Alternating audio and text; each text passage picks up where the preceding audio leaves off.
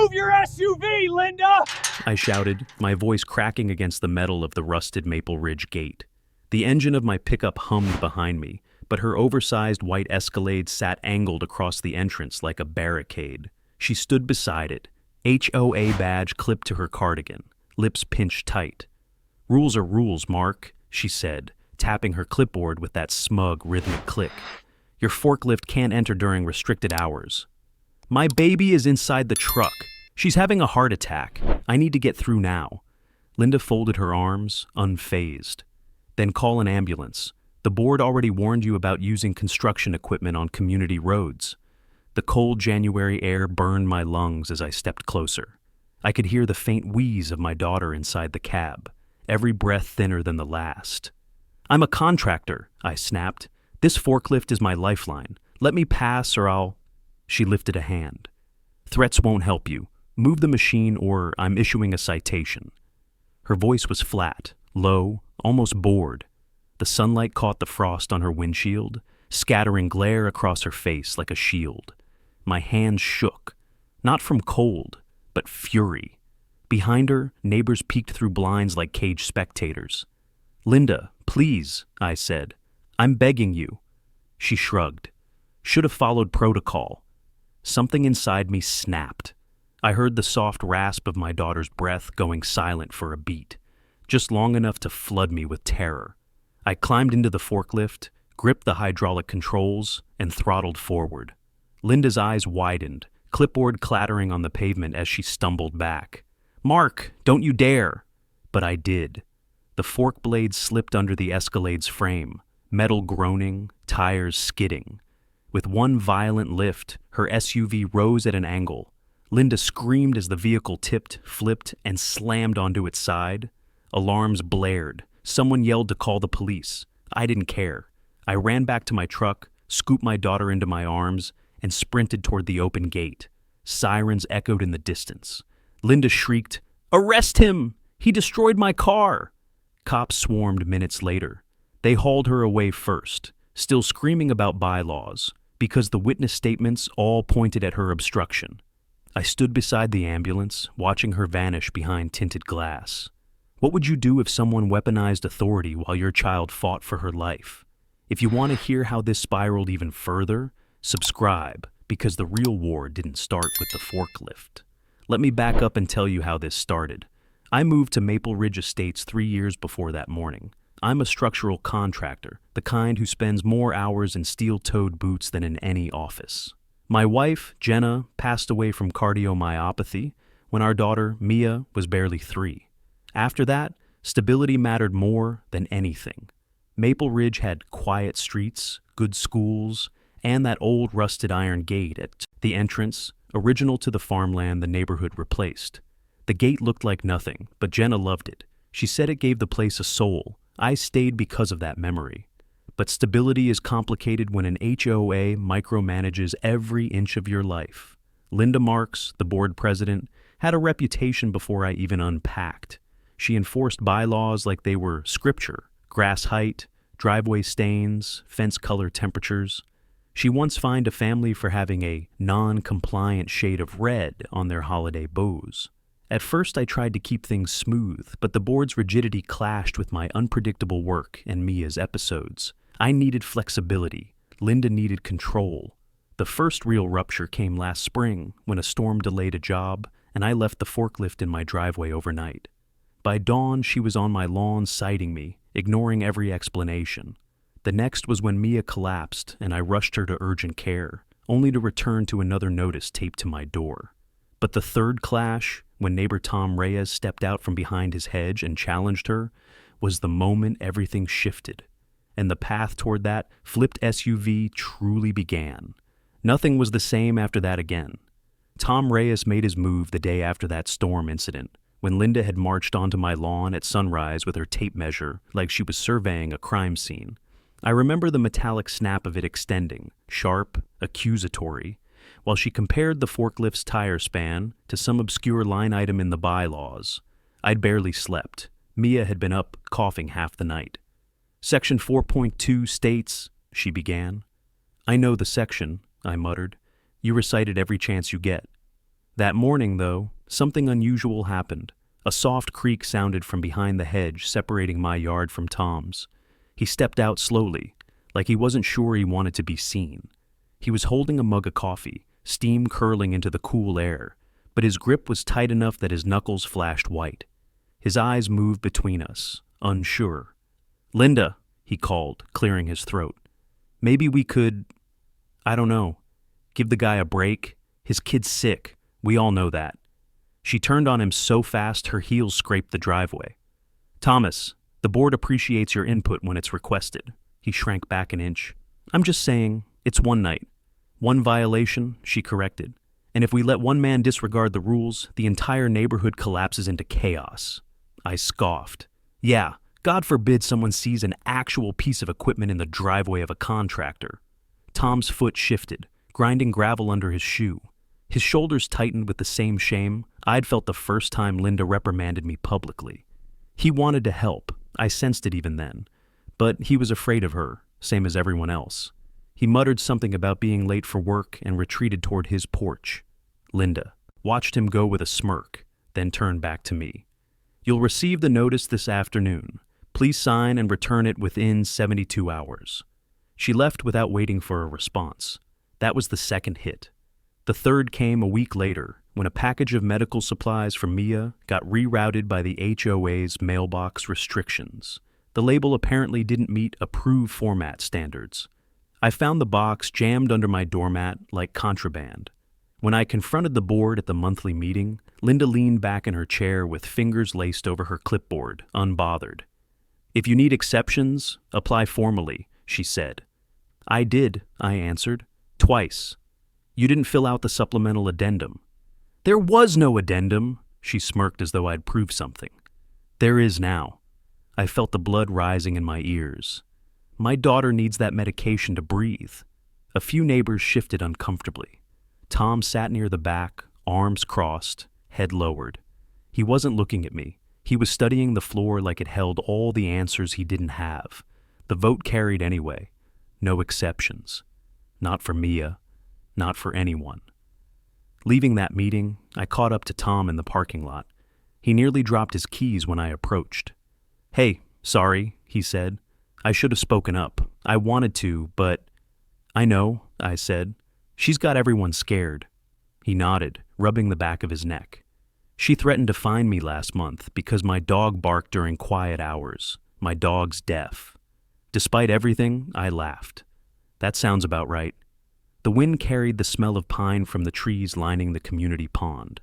Beside us, the old drainage grate, the one Jenna once said looked like a broken sundial, glimmered with rainwater, a symbolic reminder of the neighborhood's original design, of the rustic freedom the developers promised, but the HOA suffocated.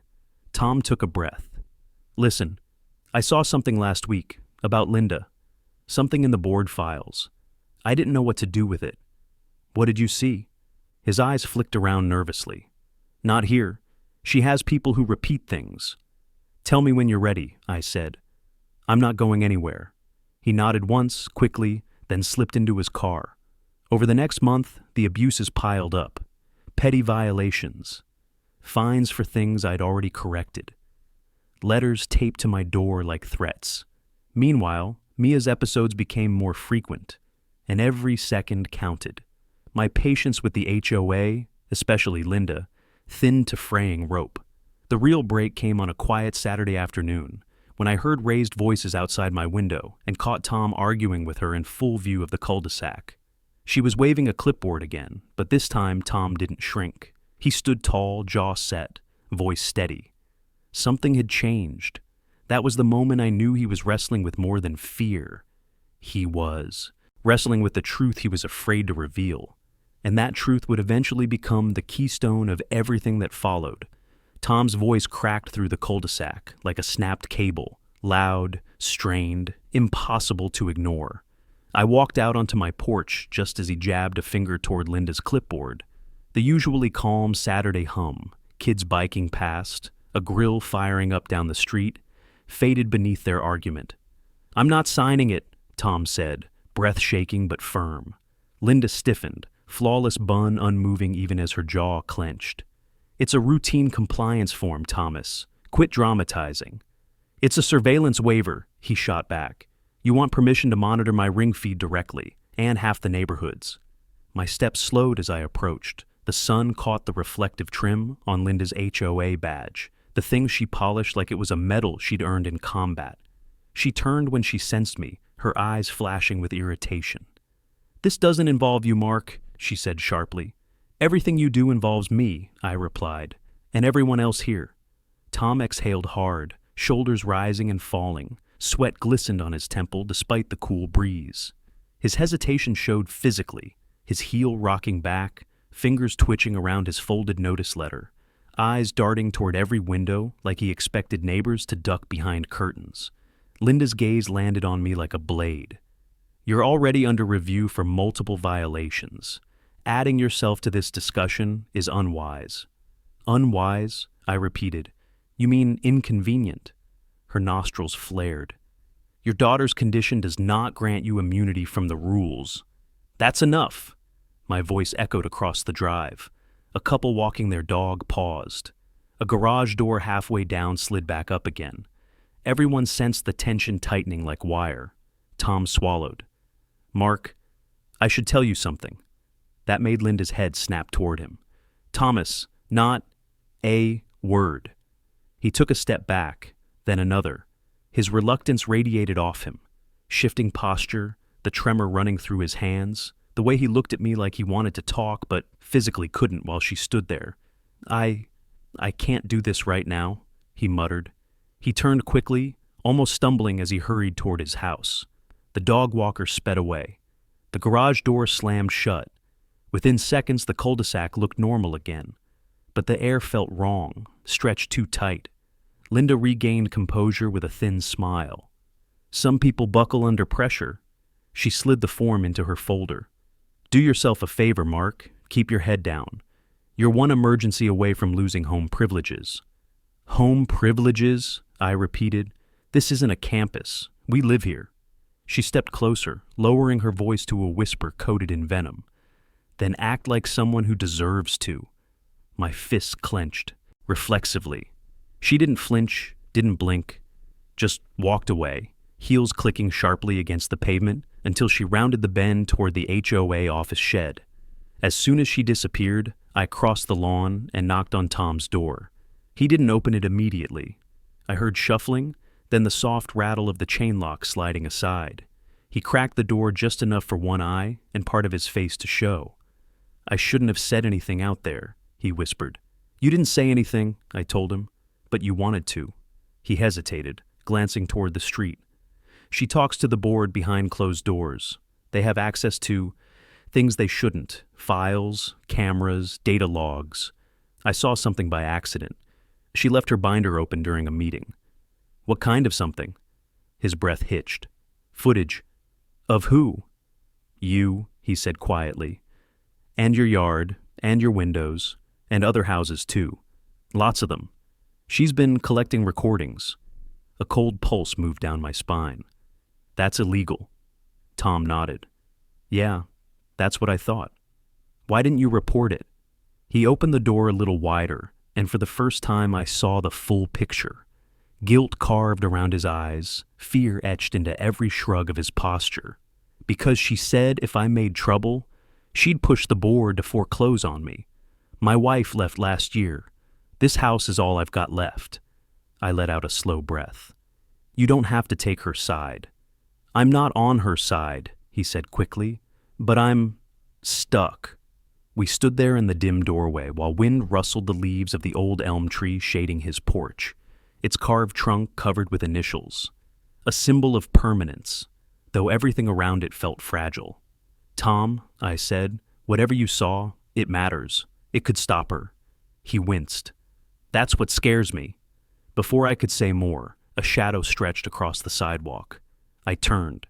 Linda stood at the end of his walkway, arms crossed, expression cold enough to frost the air. You two seem to have a lot of private conversations lately, she said. Tom stepped back like he'd been burned. I squared my shoulders. We're neighbors. That's still allowed? She gave a slow, calculated smile. For now. Her threat lingered long after she walked away. Tom shut the door. I stared at the empty street, mind racing. Surveillance, files, hidden footage. And for the first time, I knew this wasn't just harassment. It was something bigger, something I could use. I didn't sleep that night.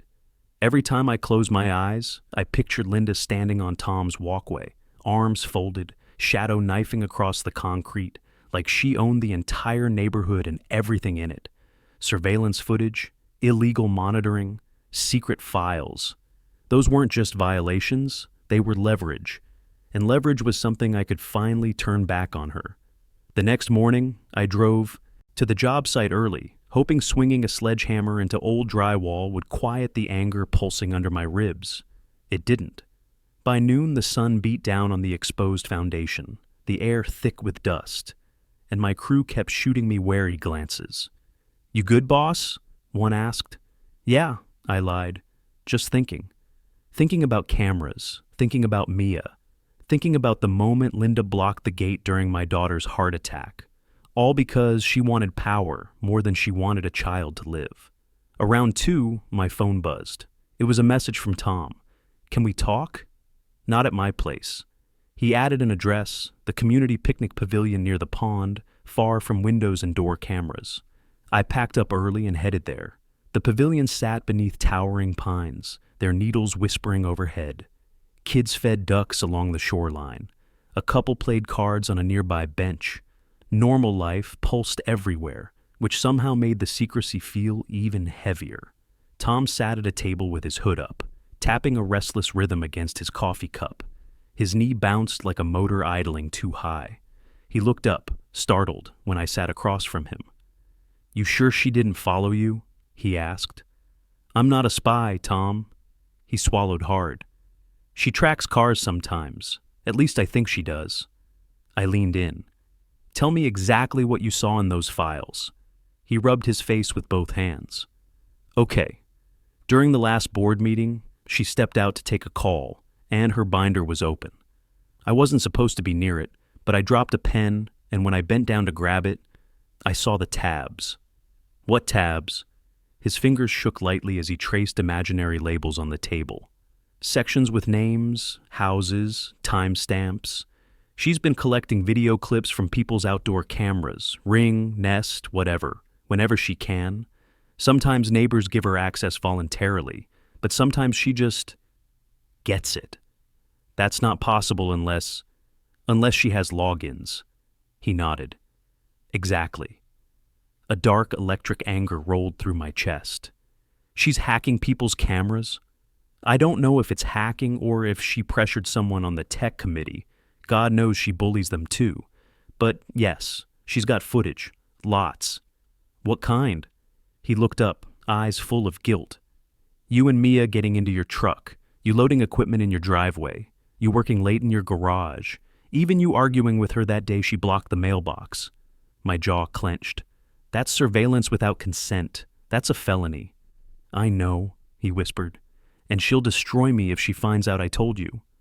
I sat back, brain shifting into the problem-solving gear I'd spent years building as a contractor. Structural integrity, load-bearing points, failure paths. Every system had weaknesses, even an HOA goddess with a clipboard crown. "What exactly is her role again?" I asked. "HOA board president, full authority over compliance and community safety." I let out a slow breath. "Then you know what this means." Tom blinked. "What?" "She's claiming authority she doesn't legally have. That creates a liability gap, a big one." "That sounds dangerous?" "Yeah," I said. "For her." We sat in the shade as distant laughter carried across the pond. The smell of pine mixed with the earthy tang of lake water. For a few minutes, neither of us spoke. "You're planning something," he finally said. "I'm planning to stop her," I answered, "but I can't do that without proof." Tom stared at his cup like it held all the consequences. "I don't know how to get you proof. I wasn't supposed to see anything." "But you did," I said, "and that means the files exist." He shook his head fast.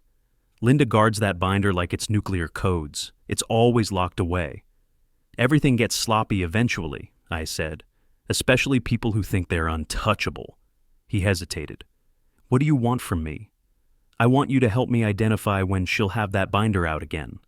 Tom's knee bounced harder. She'll know? No, I said. We'll do it clean. You won't touch anything. You'll just observe. And when the moment comes, I'll step in. He stared out at the water, weighing fear against conscience. Finally, he nodded, barely perceptible. Okay, he said. For Mia. A knot formed in my throat. Thank you. But before I could say more, a shadow passed between us and the sunlight. I looked up. Linda stood 10 feet away, arms folded, lips thin. Well, she said sweetly, isn't this a cozy little meeting? My pulse kicked into overdrive. Tom froze. The war had just moved into the open. Linda's shadow sliced across the concrete like a fault line, and Tom flinched as if the ground might open beneath him. She stepped closer, heels crunching bits of gravel, her smile tight as a snare. I didn't realize the pavilion was reserved today, she said. Or is this an unsanctioned gathering? I forced my shoulders to relax. We're talking? That's still allowed? Depends, she replied, on whether you're conspiring to violate community policy. Her gaze flicked to Tom. Thomas, you've been scarce at your committee duties. Tom's throat worked. I've been busy. With what? Her tone sharpened. Certainly not your responsibilities. He shrank into himself. His hand, still gripping the coffee cup, trembled enough to send a ripple across the surface. I stood. You need something, Linda? Or are you just policing conversations now? She leveled her eyes at me, cool and unblinking. I'm ensuring neighborhood safety. Recent events suggest you make questionable choices. She let her gaze drift meaningfully toward where the gate lay miles behind us, the same gate she'd once blocked with her SUV. I took a step forward. A child almost died because of you. Her smile vanished. Your emotional manipulation doesn't work on me. Maybe not, I said quietly, but the law might have something to say about your surveillance habits. For a fraction of a second, barely the twitch of an eyelid, she flinched. It was small, but it was real. Tom saw it too. I don't know what you think you know, she said quickly, but spreading rumors about the HOA is grounds for disciplinary action. What kind of action? I asked. Another fine? Another addendum you invented? Or maybe a sudden attempt to foreclose on someone who challenges you? Her jaw tightened so sharply I heard her teeth click. Be careful, Mark. No, I said. You be careful. Her nostrils flared. She spun on her heel and walked away, the clipped rhythm of her steps echoing under the pavilion. Tom slumped forward, elbows on the table. She knows. She definitely knows. She suspects, I corrected. Not knows. He shook his head vigorously. She'll retaliate. She always does. Probably, I admitted. But now we know she's rattled. He stared ahead with wide, haunted eyes. We need to be done. I can't do this. She'll come after my house or something worse. I sat beside him instead of across. Tom, listen, if we stop now, things get worse for everyone. You saw those files. You know what she's doing. And if she's bold enough to pressure you for surveillance waivers, imagine what she'll demand next. His foot tapped against the stone floor, quick, anxious beats. I'm not brave like you. You don't need to be brave, I said. You just need to be observant. He let out a shaky laugh. That's easy for you to say. I glanced around the pavilion. Kids chased each other near the swings. Ducks glided across the pond. A couple passed by with a stroller, chatting softly. It was an entire neighborhood pretending everything was normal, pretending Linda wasn't pulling strings behind every fence and mailbox. Tom, I said, lowering my voice, our victory strategy doesn't require you to expose her publicly. All we need is for you to tell me when she has that binder open again. That's it. No touching, no speaking, just watching. And then what? You'll magically get proof? I'm a contractor, I said. I've spent 20 years spotting structural vulnerabilities. People aren't much different. They reveal cracks when they think no one's looking. He hesitated again, but this time the hesitation wasn't fear alone. It was conflict. His shoulders rose and fell as he examined the water, the horizon, the families around us. My wife used to say, he murmured, That when you let the wrong people run things, soon there's nothing left worth living in. I nodded. She was right. Tom slowly lifted his face toward me. Okay, if I can help. Without doing something dangerous, I'll try. That's all I'm asking. A soft breeze rustled the pine branches overhead. For a moment, the tension thinned. Then my phone vibrated, a text from an unknown number. You're making a mistake. Stop now. Tom leaned over. Is that? Yeah, I said. It's her. How did she get your number? She has access to everything, I muttered, or thinks she does. That cold resolve settled into my spine again. The path forward wasn't just clear, it was necessary. We start today, I said. Tom swallowed. What do you want me to do? Watch her, I said, quietly. The moment she pulls out that binder again, you tell me. He nodded slowly, and just like that, the first piece of our counter-strategy snapped into place. The next 48 hours crawled by, like I was living on the edge of a blade. Every time my phone buzzed, I tensed, half expecting another threat from Linda, half hoping it was Tom signaling the moments we'd been waiting for. Nothing. Just job site updates, pharmacy reminders for Mia's meds, and a voicemail from the clinic confirming her next cardiology appointment. On Monday, I finished a framing inspection early and swung through Maple Ridge mid-afternoon. The sun hung low, warming the fresh mulch the HOA had ordered for the common strips. Kids were still at school, dog walkers not yet out. The whole place felt paused, like the neighborhood was holding its breath. As I pulled up to my house, I spotted something on my door, another notice. The bright orange paper screamed urgent in block letters. I snatched it off the wood. Mandatory property review. Failure to comply will result in escalated action. Escalated action. She really had a favorite phrase. I crumpled the notice in my fist. This wasn't just harassment anymore. This was pressure. Preemptive intimidation, because she sensed I was a threat. I moved inside, checked on Mia sleeping curled up on the couch, then paced the living room until my phone buzzed. A message from Tom. My pulse spiked. She's at the office shed, binders out, alone, finally. I texted back, on my way, don't hover, don't follow, just act normal. His reply came fast, frantic, be careful, she's jumpy today. I shoved my boots back on and slipped out the door. The HOA office shed sat near the tennis courts, tucked behind a row of trimmed hedges. The old building used to be a maintenance shack before the HOA renovated it into their administrative center. It still smelled like fertilizer and old paint, and its tiny windows fogged easily. I approached from the far side of the courts, walking like I belonged there, casual, slow, checking the irrigation line along the path, as if I were on a routine contractor call. Years of job site blending came in handy. People rarely notice someone doing something that looks like work. Through the side window, I saw her. Linda stood at the folding table, binder open, papers spread like evidence bags. Her face glowed faintly from the desk lamp, expression pinched with concentration. She was sorting, probably reorganizing surveillance tabs. Perfect. I circled quietly to the back of the shed, where the maintenance crew's key box hung. I'd helped repair the siding last summer. I knew exactly where they kept the duplicate keys. I popped the small latch, retrieved the universal lock key, then moved to the side door, a narrow utility entrance most residents didn't know existed. I slid the key in, paused, listened. Inside, papers rustled. A pen clicked twice. She mumbled something under her breath about non-compliant residents.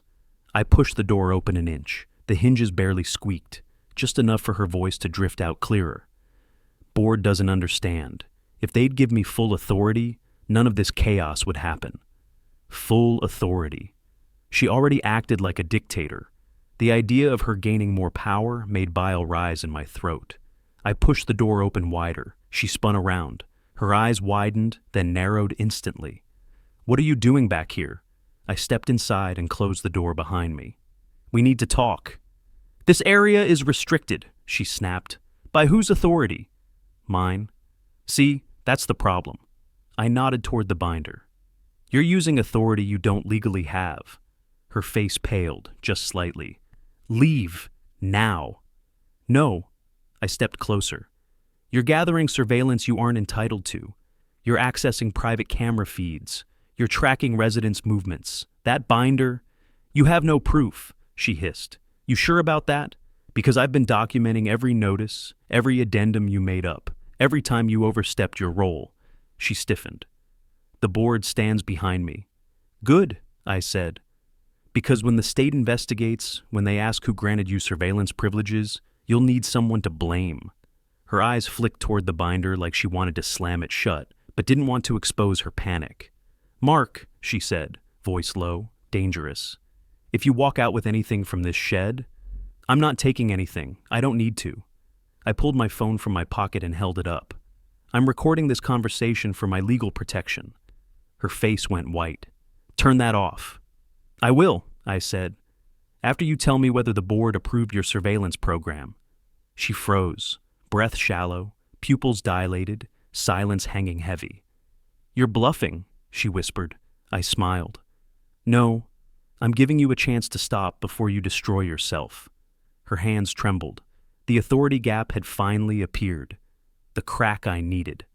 Then my phone buzzed with a new text. From Tom. She knows you're there. Someone told her, get out, now. I looked back at Linda. She was smiling, cold, triumphant, prepared. The real. Trap had just sprung.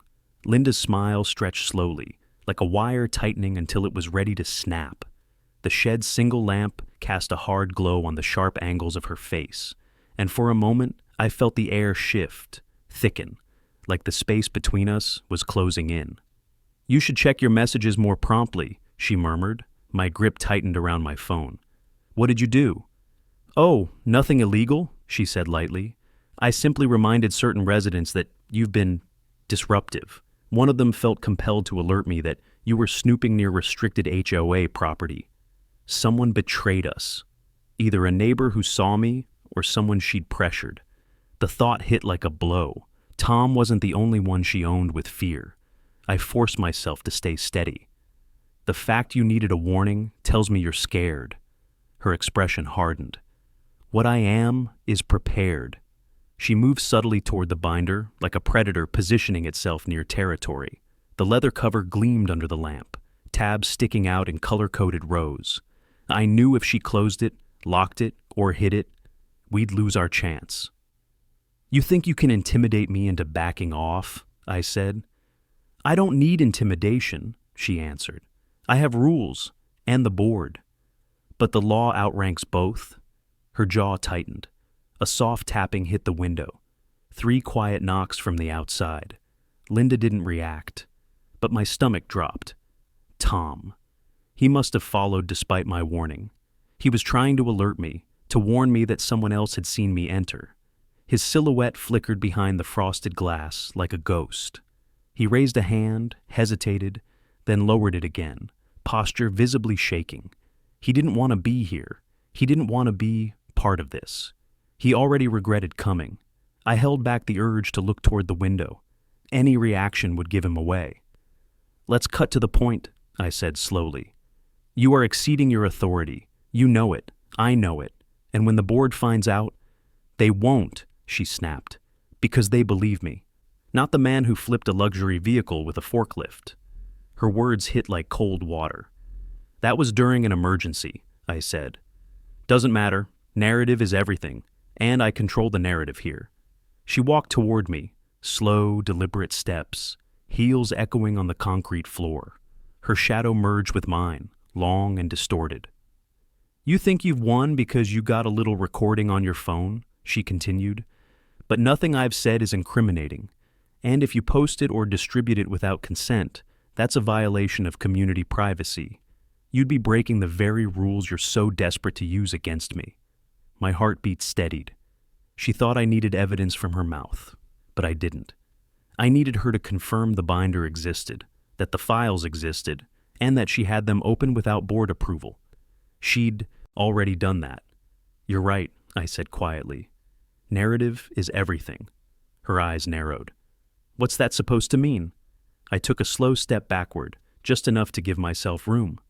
Do you remember the audit request last fall? I asked. Her face blanched, a flicker of real fear.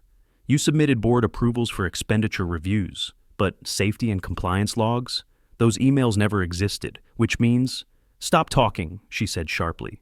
If someone were to ask the state or the auditor for those authorizations, they'd learn the HOA president was acting alone. Mark, she warned, I'm not afraid to escalate. I'm counting on it. She blinked. And that's when my phone buzzed again. Another message from Tom. She called the security patrol. They're on their way. 60 seconds. Please leave. My breath steadied. The trap she set was meant to catch me trespassing, leaning too close to restricted materials. But she'd miscalculated one thing. She wasn't the only one who could use procedural rules as a weapon. Because if community patrol detained me here, that meant they'd see the binder open. They'd witness her with surveillance files she wasn't authorized to possess. They'd become accidental witnesses, and she couldn't have that. Her face shifted. She realized it too. You need to leave, she said abruptly. Why? I asked, stepping closer. Something in here you don't want patrol to see? Her breathing hitched. Get out. You seem nervous? I said get out, she snapped, grabbing the binder and clutching it to her chest. The panic in her movements told me everything. Tom knocked again, 2 quick taps, urgent. I turned toward the back door, placing myself between her and the exit as patrol footsteps crunched gravel outside. Mark, she hissed, move. No. Her eyes blazed with fury and something deeper, fear. A doorknob rattled, uniforms outside, flashlights sweeping. Tom's voice whispered through the wall, thin and trembling. Please, go! He wasn't protecting her. He was protecting me. I stepped aside at the last second, letting Linda scramble to hide the binder, but too late. The patrol opened the door before she could shove it away. Flashlights cut through the shed. Everything okay in here? One officer asked. Linda froze, binder half hidden behind her leg. I stayed silent. The moment had come, and Tom, shaking outside, heart pounding, had just become the critical witness the strategy needed. The flashlights swept across the cramped shed like searchlights over a prison yard, catching dust in the beams, bouncing off metal shelves, glinting against the brass rings of Linda's binder. She jerked her leg tighter around it, trying to shield it from view, but her movement only made it more obvious. The 2 community patrol officers, uniformed, clipboard-carrying volunteers with just enough authority to feel dangerous, froze in the doorway. Ma'am, the lead officer said, we got a report of unauthorized access to HOA property. Linda straightened abruptly. I called it in, she said, voice too quick, too tight. This man broke into the back entrance. I didn't break in, I replied calmly. The door was unlocked. Both officers looked at the door, which was in fact still ajar. The lock hung freely, latch unbroken. One officer raised an eyebrow. Linda noticed. Her jaw clenched. He trespassed, she insisted. This is a restricted office. Doesn't look locked, the second officer said, shining his light along the frame. Because he tampered with it, she snapped. I crossed my arms. You want to claim I broke a lock that isn't broken? Her face twitched. Not much, but enough. The officer's flashlight drifted lower and caught the binder peeking from behind her leg. Color-coded tabs, names written on little labels. One of the officers squinted. What's that? He asked. Linda stepped sideways, blocking their view. Private board documents. Not relevant. The officer frowned. You called in a trespass. It's relevant. Her smile was brittle.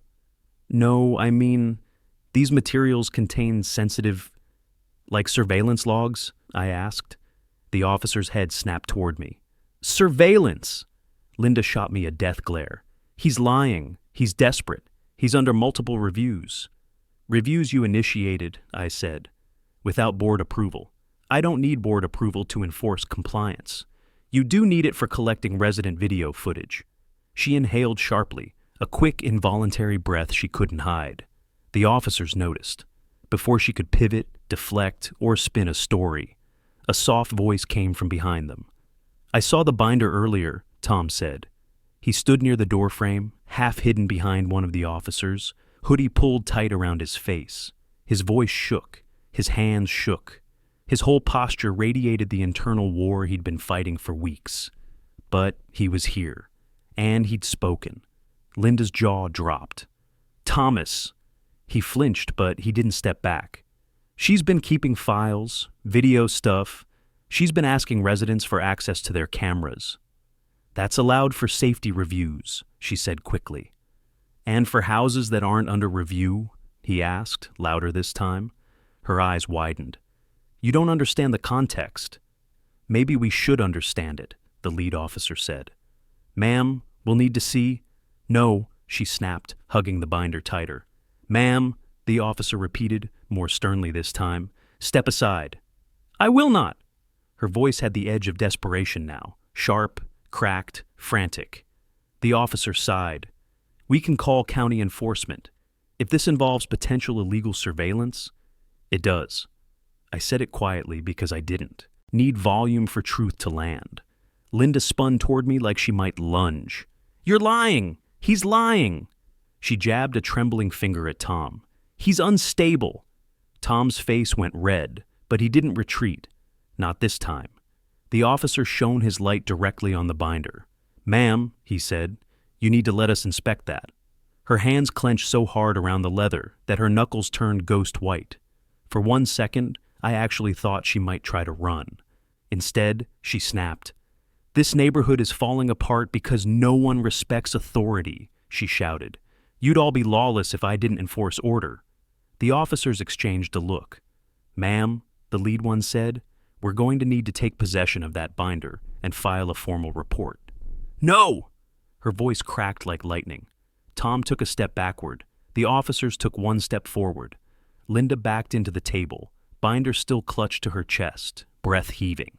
Her carefully maintained composure, the clipped diction, perfect posture, smug calm, was gone, replaced by raw panic. And this time, everyone saw it.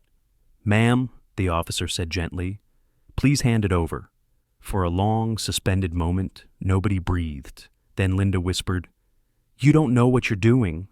The officer reached out. She didn't fight. She didn't hand it over either. She just froze. Completely. The binder slid from her numb fingers. The officer caught it.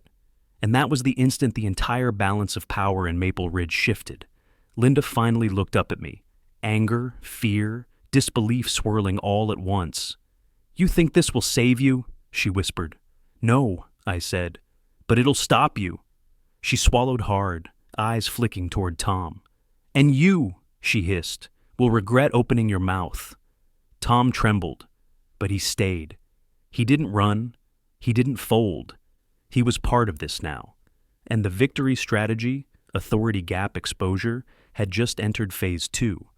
The patrol officers escorted Linda out of the shed first, not cuffed, not officially detained, but positioned between them like someone who needed watching. Her steps were rigid, arms stiff at her sides, her eyes darting between me and Tom with poisonous precision. I followed a few feet behind, adrenaline slowly crashing into the edges of exhaustion. Outside, the late afternoon light washed the tennis courts in a soft glow. Sprinklers clicked rhythmically across the lawn, a stark contrast to the tension that clung to us like static. A few residents walking dogs slowed down to stare. Someone whispered, Is that the president? Another murmured, What happened? Linda barked, This is an internal matter. Go home. But the binder, the thing she had protected like a crown jewel, was now in the hands of the patrol officer, who held it with the caution of someone carrying live ammunition. He flipped it open slightly, scanning a few pages, eyebrows rising in disbelief. Ma'am, he said, we need to take this to the board immediately.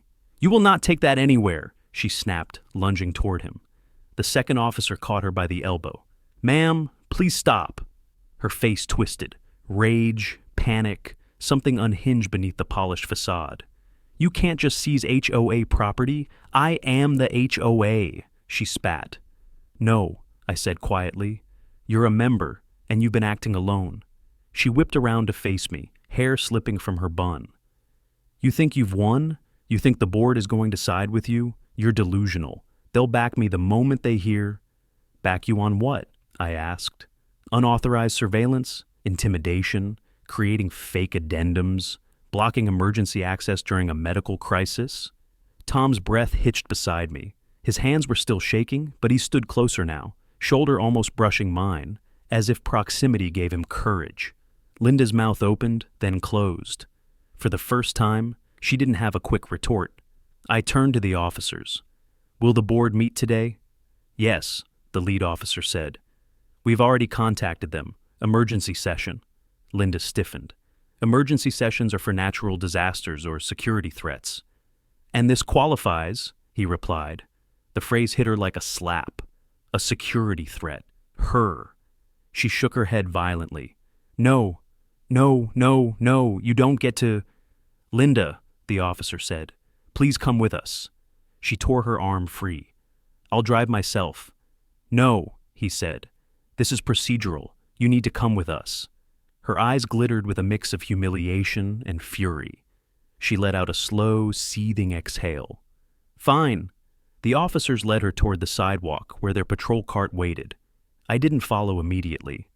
I stood there listening to her footsteps fade, watching the binder tuck safely under the officer's arm. The symbolic object that once controlled the entire neighborhood was about to be used against its keeper. Tom exhaled shakily beside me.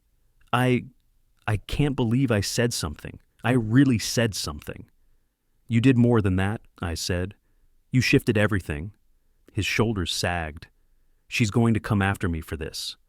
Not if the board suspends her tonight." He blinked. "Suspends?" "Best case scenario," I said. "Worst case, they contact county investigators." Tom wrapped his arms around himself. "I feel sick." "You stood up," I said. "That's not sick. That's brave." He shook his head, eyes glistening. "I wasn't brave. I was terrified." "That's what bravery is." He let out a shaky breath. We walked toward the clubhouse, where the emergency board meeting would take place. Residents emerged cautiously from houses, some with curious expressions, others with relief like they'd been waiting years for someone to challenge her. As we neared the clubhouse doors, I lowered my voice. "Tom, the board may ask what you saw." He froze mid-step. "I don't know if I can—" "You only need to tell the truth," I said. "That's the part that scares me." I stopped, placing a steady hand on his shoulder. "Listen, you're not alone anymore. They can't bully you when the whole neighborhood is watching. And they're watching now." He nodded weakly. Inside the clubhouse, voices murmured, chairs scraped, papers shuffled. Tension thickened the air like humidity before a storm. But before we entered, my phone buzzed again. Another text from an unknown number. This one didn't sound like Linda. "We need to talk. I have information about the board. Urgent." I stared at the screen. The timing was too perfect, too targeted. Tom saw my expression. "What is it?" I showed him the message, his face drained. "Mark, that's a board number." Which meant the next phase of this battle wasn't about Linda anymore. It was about whoever let her get this far, and why. The clubhouse hummed with uneasy silence when we stepped in, like the room itself was bracing for impact. Board members sat behind the long oak table, papers stacked before them, murmuring in tight whispers. The patrol officers stood near the door, binder secured in a plastic evidence sleeve. The overhead lights flickered once, casting a momentary shiver across the carpet. Before I could take another step, my phone buzzed again. "We need to talk privately. Not in front of Linda. Come to the storage hall behind the clubhouse. Now." I glanced at Tom. His face had gone chalk white. "That's from a board member," he whispered. "But why would they want a private meeting right now?" I didn't know, but we couldn't ignore it, not with the stakes this high. "Stay here," I told him. "If anything starts, text me." Tom grabbed my arm. "Mark, don't go alone." "I won't," I said. "You'll be a room away." It wasn't enough reassurance for him, but he nodded. I slipped out the side exit of the clubhouse into the dim hallway that led toward the old storage wing. The lights buzzed faintly overhead, casting soft, muted shadows along the wall. The air smelled like dust and floor polish, unchanged since the place was remodeled a decade ago. At the far end, someone stepped out from behind a stack of folded banquet tables.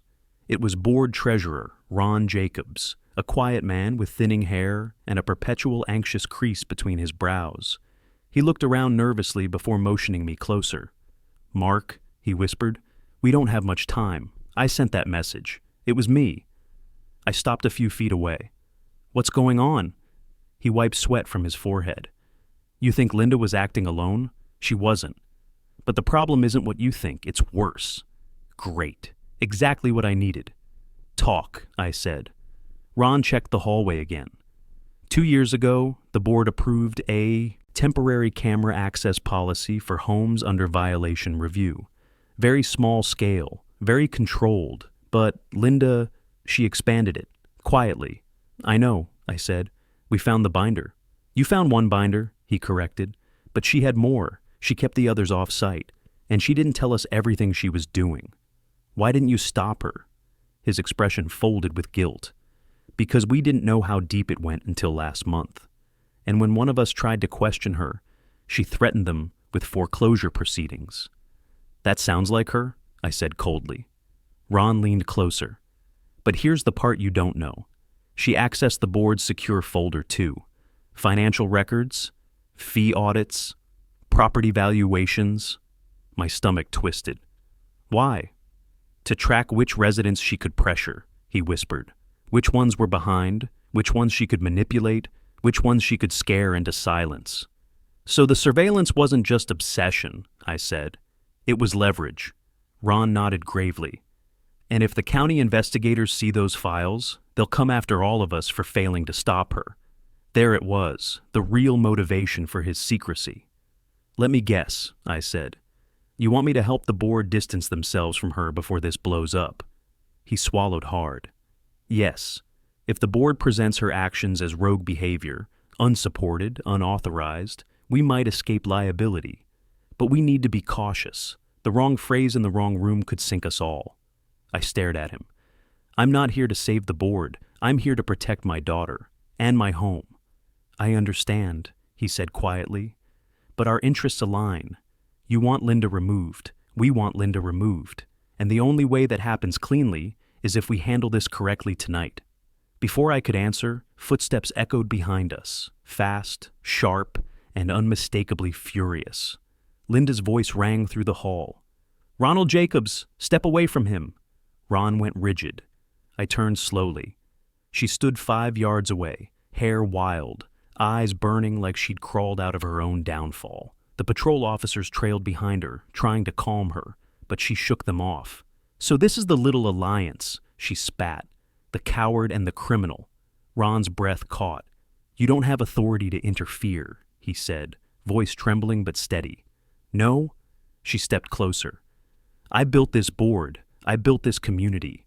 I made order out of chaos. And you, her gaze snapped to me, you've only brought destruction. Move on, Linda, I said. It's over. She laughed, sharp, manic. You think because you stole one binder that the truth is on your side? You have no idea who you're dealing with. I took a step forward. Then enlighten me. Her smile died. I'm not done, not tonight, not ever. The officer stepped between us. Ma'am, please return to the meeting room, one said. No, she growled. Not until... A chime sounded from the clubhouse speakers. Emergency session now in order, a voice announced. All board members and involved parties, please return. Linda glared at me with a look that promised war. Ron whispered, This is it. He was right. The public confrontation was moments away. The clubhouse meeting room buzzed with a dull, electric tension, like a transformer about to blow. Residents filled every chair, lining the walls, whispering urgently behind hands. The patrol officers guided Linda inside, her spine rigid, chin lifted in that old, imperious angle she wielded like armor. Ron walked behind her, shoulders hunched, eyes darting with the panic of a man who knew the floor beneath him was cracking. Tom and I entered last. The moment we stepped in, the room shifted, quieted, like everyone sensed we were crossing into the final stretch of something heavy and long overdue. Board Vice President Carla Mendez banged her gavel. The emergency session is now in order. We will address recent allegations regarding unauthorized surveillance, misuse of authority, and procedural violations. Linda scoffed loudly. Allegations? Based on the word of a man with a criminal temper? Linda, Carla said sharply, you will wait your turn. Murmurs rippled across the room. I took my seat at the small table designated for Involved residents, though the label felt too neat for the storm we were walking into. Tom slid into the chair next to mine, hands clasped so tightly they trembled. I nudged his elbow gently. He exhaled, a shaky, controlled breath. Carla gestured to the patrol officer holding the binder. "Please present the collected materials." The officer stepped forward and set the evidence sleeve on the main table.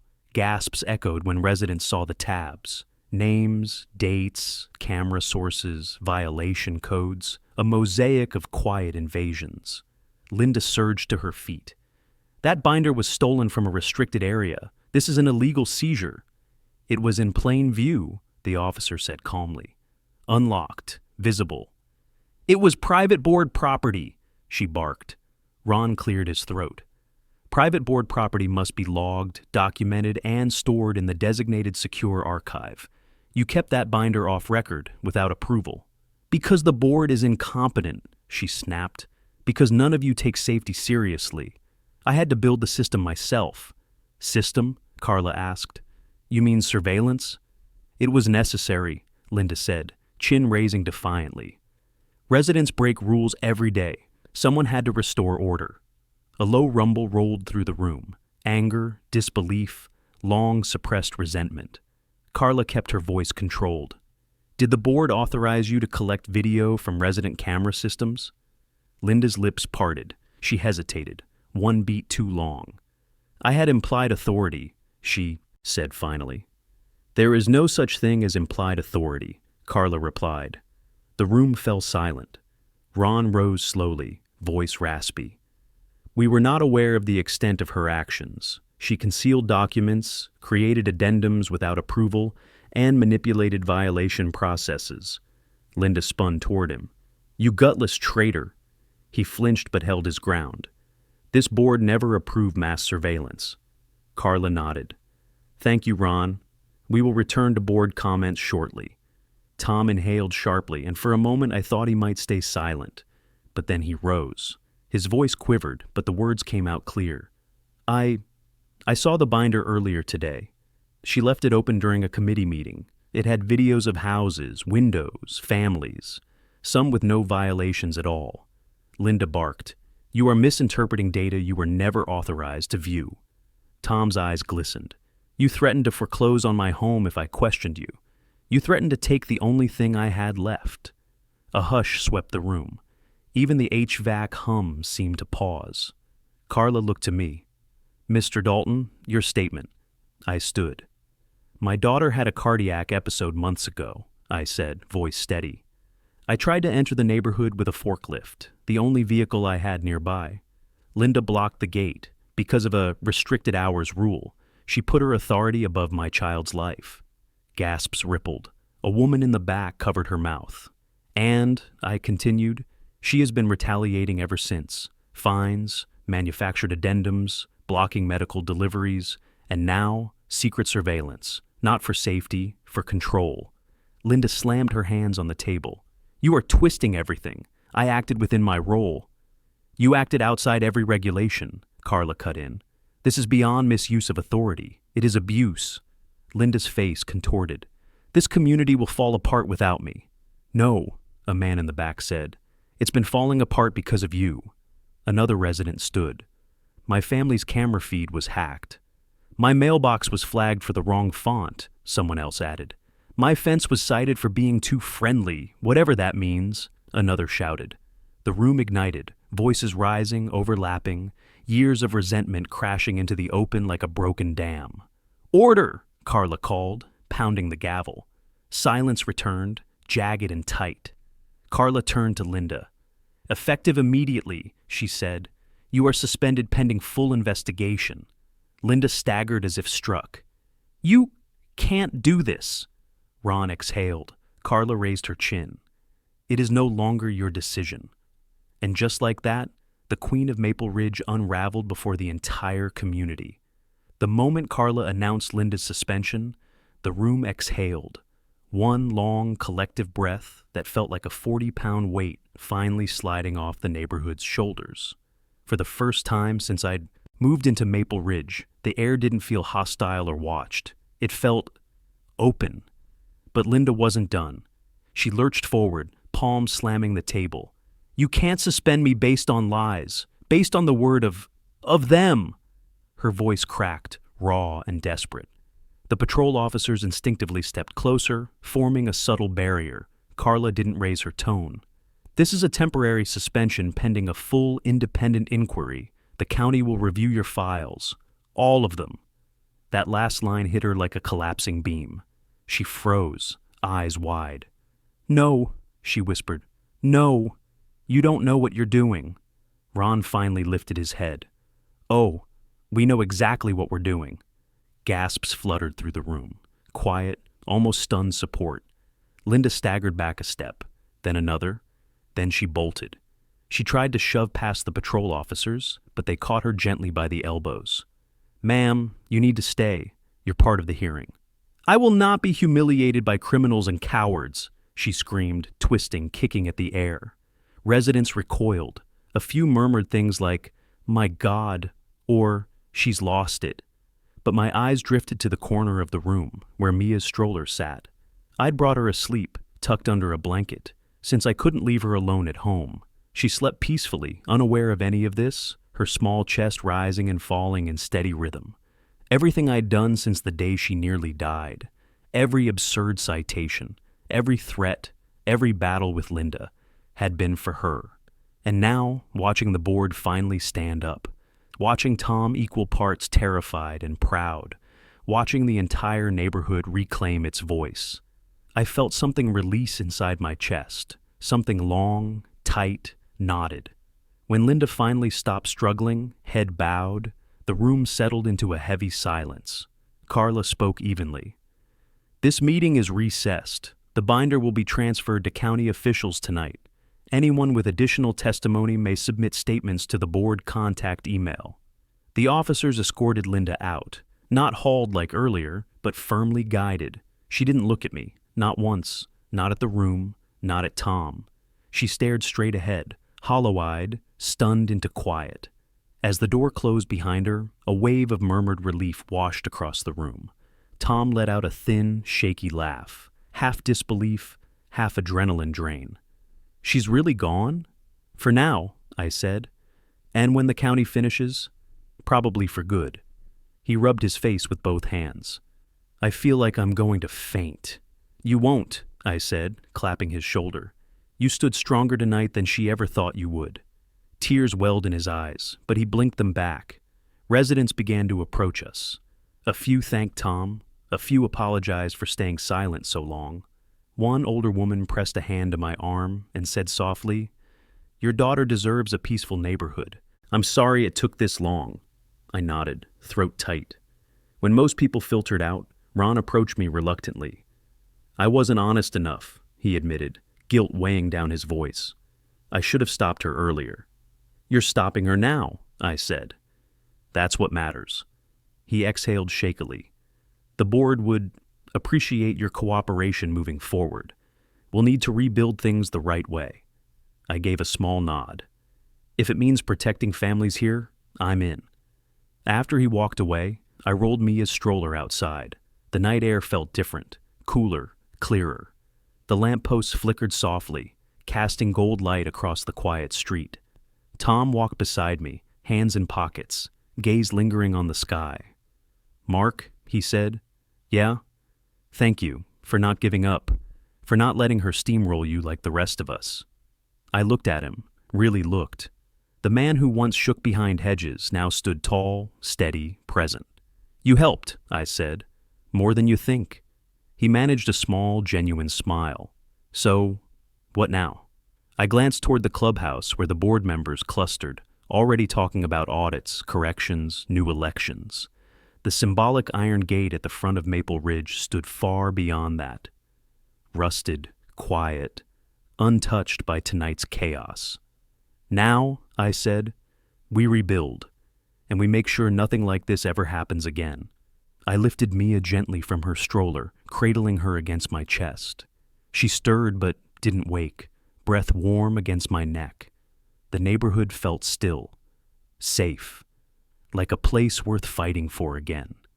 And maybe this wasn't just the end of a battle, it was the start of something better, What would you do if your entire community had been living under fear for years? If you want to hear the next story from Maple Ridge, and trust me, there's more, make sure you subscribe so you don't miss it.